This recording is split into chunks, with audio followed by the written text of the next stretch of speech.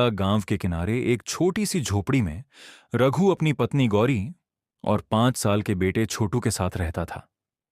उनके पास ज्यादा धन नहीं था, लेकिन उनके घर में प्यार और अपनापन बहुत था। रघु दिन रात खेतों में मेहनत करता और गौरी घर संभालती थी। गरीबी के बावजूद दोनों अपने बेटे को खुश रखने की पूरी कोशिश करते थे। एक दिन रघु खेत से लौट रहा था। रास्ते में उसे झाड़ियों के पास एक छोटा सा घायल नेवला दिखाई दिया। उसका शरीर कांप रहा था और आंखों में डर साफ नजर आ रहा था। रघु का दिल पिघल गया। वह उसे सावधानी से उठाकर घर ले आया। गौरी पहले तो डर गई, लेकिन जब उसने उस छोटे जीव की हालत देखी तो उसकी आंखों में भी दया भर आई। दोनों ने मिलकर उसकी मरहम पट्टी की और उसे दूध पिलाया। छोटू तो उसे देखते ही खुश हो गया। उसने प्यार से उसका नाम शेरू रख दिया। धीरे धीरे शेरू उस परिवार का हिस्सा बन गया। वह हर समय छोटू के साथ खेलता रहता। छोटू जहां जाता, शेरू उसके पीछे पीछे दौड़ता। कभी वह उसके पैरों में लौट जाता तो कभी उसके हाथों को चाटने लगता। छोटू भी उसे अपने छोटे भाई की तरह प्यार करता था। दिन बीतते गए। शेरू अब बड़ा और मजबूत हो चुका था। वह घर और खेत दोनों की रखवाली करता। रात में जरा सी आहट होने पर वह तुरंत सतर्क हो जाता। गांव के लोग भी उसकी वफादारी की मिसाल देने लगे थे। लेकिन गरीबी अब भी रघु के परिवार का पीछा नहीं छोड़ रही थी। कई कई दिन ऐसे गुजरते जब घर में भरपेट खाना तक नहीं होता। फिर भी गौरी हमेशा पहले छोटू और शेरू को खाना खिलाती, खुद भूखी रह जाती, लेकिन कभी शिकायत नहीं करती। एक सुबह गांव में खबर फैली कि पास के शहर में बड़े जमींदार के खेतों में मजदूरों की जरूरत है। वहां काम करने पर अच्छी मजदूरी मिलती थी। रघु ने सोचा कि अगर कुछ दिनों तक वहां काम मिल गया तो घर की हालत सुधर जाएगी। अगले दिन सुबह सुबह रघु काम पर निकल गया। गौरी भी नदी से पानी भरने जाने लगी। छोटू उस समय घर के अंदर चारपाई पर सो रहा था। शेरू हमेशा की तरह उसके पास बैठा हुआ था। गौरी ने जाते जाते शेरू के सिर पर हाथ फेरा और कहा, मेरे बच्चे का ध्यान रखना। शेरू जैसे उसकी बात समझ गया। उसने धीरे से अपनी पूंछ हिलाई और छोटू के पास बैठ गया। दोपहर का समय था। बाहर तेज गर्मी थी और पूरा गांव शांत पड़ा था। तभी झोपड़ी के कोने से एक जहरीला काला सांप धीरे धीरे बाहर निकला। उसकी आंखें चमक रही थीं और फन खड़ा था। वह सीधा छोटू की चारपाई की तरफ बढ़ने लगा। शेरू ने जैसे ही सांप को देखा, उसकी आंखों में खतरे की चमक आ गई। वह तुरंत छोटू के सामने आकर खड़ा हो गया। सांप फुफकारते हुए आगे बढ़ा।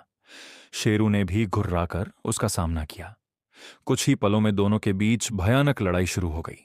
सांप बार बार हमला करता और शेरू उसे रोक देता। झोपड़ी के अंदर सामान इधर उधर बिखरने लगा। शेरू के शरीर पर कई जगह घाव हो गए, लेकिन उसने हार नहीं मानी। उसकी नजर सिर्फ छोटू की सुरक्षा पर थी। आखिरकार शेरू ने पूरी ताकत लगाकर सांप को दबोच लिया। लंबे संघर्ष के बाद सांप मर चुका था। शेरू बुरी तरह घायल हो गया था। उसके मुंह और शरीर पर खून लगा हुआ था। वह थक कर झोपड़ी के दरवाजे के पास बैठ गया और गौरी का इंतजार करने लगा। थोड़ी देर बाद गौरी पानी भरकर वापस लौटी। जैसे ही उसने शेरू को खून से लथपथ देखा, उसका दिल कांप उठा। उसके हाथ से पानी का घड़ा नीचे गिर गया। उसे लगा कि शेरू ने उसके बेटे को नुकसान पहुंचा दिया है। गुस्से और डर में उसका दिमाग काम करना बंद कर चुका था। बिना कुछ सोचे उसने पास पड़ी भारी लकड़ी उठाई और पूरी ताकत से शेरू पर वार कर दिया। शेरू दर्द से चीखा और जमीन पर गिर पड़ा। उसकी आंखों में दर्द नहीं, बल्कि अपनापन था, जैसे वह आखिरी बार भी गौरी को देख रहा हो। गौरी घबराकर अंदर भागी। अंदर का दृश्य देखकर उसके पैरों तले जमीन खिसक गई। छोटू चारपाई पर आराम से सो रहा था और उसके नीचे मरा हुआ जहरीला सांप पड़ा था। पूरे कमरे में लड़ाई के निशान थे। गौरी सब समझ चुकी थी। शेरू ने उसकी औलाद की जान बचाई थी।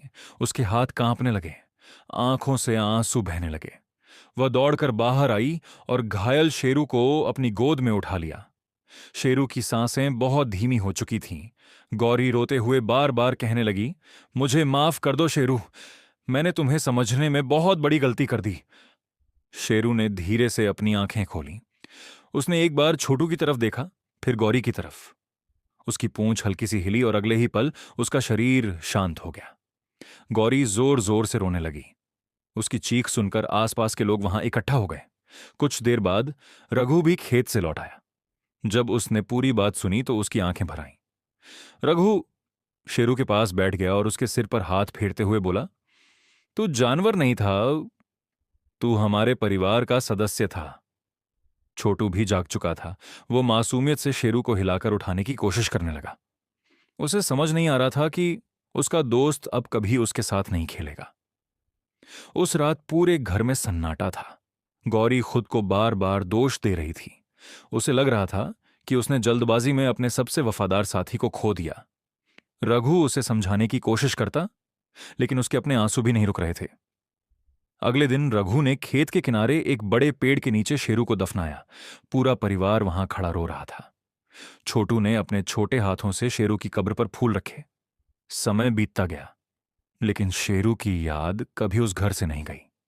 जब भी छोटू खेलता, उसे अपने दोस्त की याद आ जाती। गौरी हर रोज उस पेड़ के पास दीपक जलाती और आंखों में आंसू लिए बैठी रहती। धीरे धीरे गांव के लोगों को भी इस घटना का पता चल गया। सब लोग शेरू की वफादारी की चर्चा करने लगे। बच्चे उसकी कहानी सुनते और सीखते कि कभी भी बिना सच जाने फैसला नहीं करना चाहिए।